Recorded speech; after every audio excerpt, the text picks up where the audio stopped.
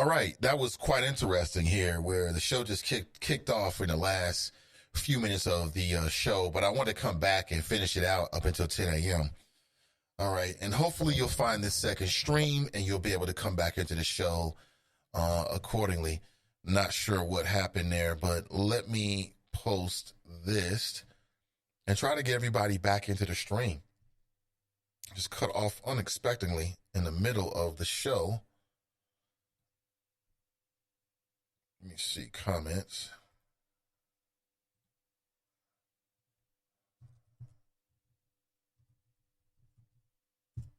All right, new stream. We'll put that there. And maybe now, okay, now I see some of the choppers. Yeah. See, what had happened was we got you, Nate. Right. I'm not sure what happened. That was my computer. It said had to power down for some reason and just cut the whole. If the power goes off from the computer, then it's a wrap for the stream. You already know that. But I want to finish up the last few minutes of the show just because that's what I'm planning on doing. And hopefully, hey, oh, okay. Looking good. I like it. Looking good. Let's see here. Yeah, I thought we were already friends. I'm not even sure. You ever feel like some of your friends just get dropped for no reason on Facebook? Like, hey, you're sending me another friend request. I thought we were already friends. Don't know. Can't call it. But I am here. Hold on. I just saw something.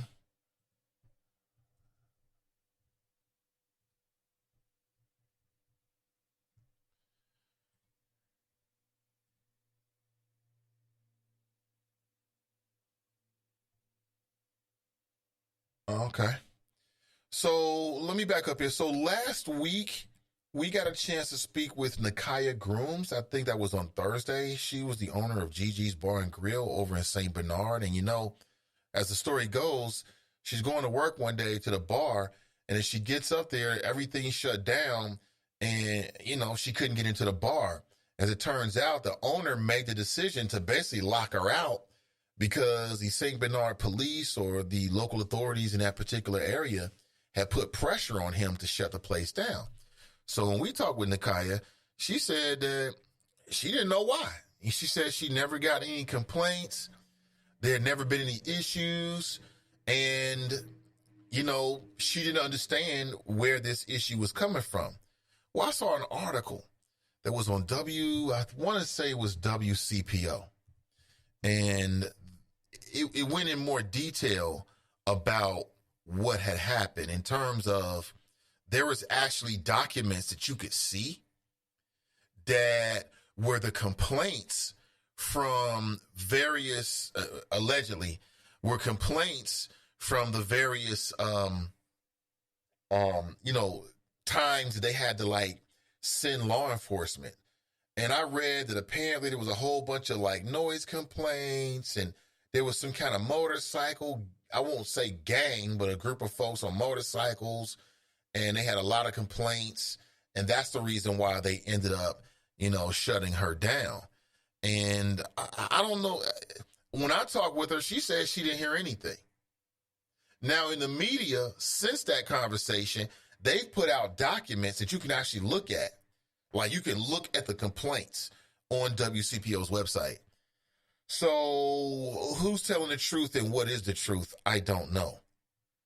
I just wish the sister the best, and we'll just take it from there.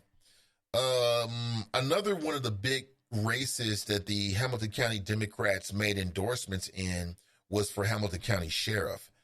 And they chose to endorse Charmaine McGuffey, who's the challenger, over the incumbent Jim Neal. And there was a belief that was well reported that people thought that he was more of a Trumpster. So he was just being a Democrat just to get the endorsement, I guess, and just to get in. So this is interesting. I mean, that doesn't happen a whole lot where the challenger gets the endorsement over the incumbent. And there's probably many reasons why.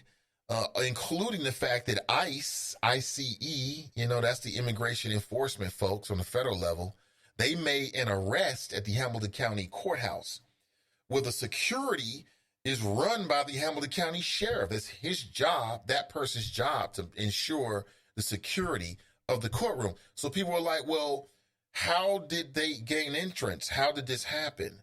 And some people were pointing fingers at Jim Neal. That, I think, is quite interesting. Quite interesting. Do you think that the endorsement of the Hamilton County Democrat Party would be enough for Charmaine McGuffey to win in her race against Jim Neal?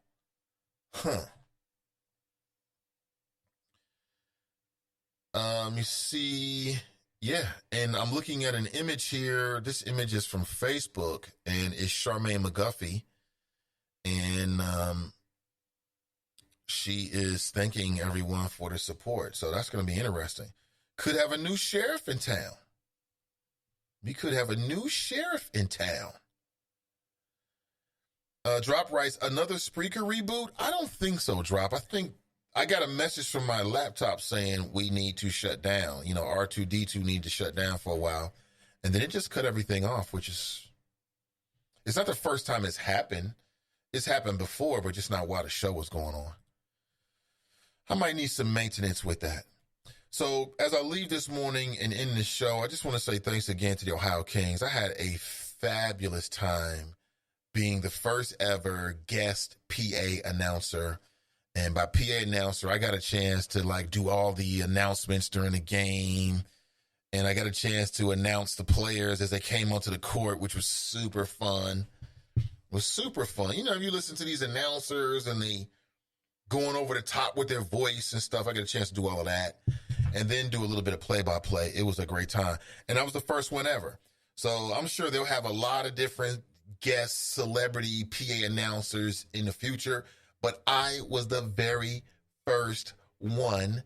And if you've never gone to an Ohio Kings game, the games are on Saturday. Check the schedule. I've posted it in many places online because they've only got a handful of games left, home games left. So you want to make sure that you get a chance to check it out. It was great. They had a couple players that were standouts. Muhammad Fall, one of the starters for the Ohio Kings. He had an excellent game. He was just, he was burying threes. They had a lot of good players. They played against the Indiana Lions, who actually beat them. And let's just say that Coach Timmons and the ownership was not happy.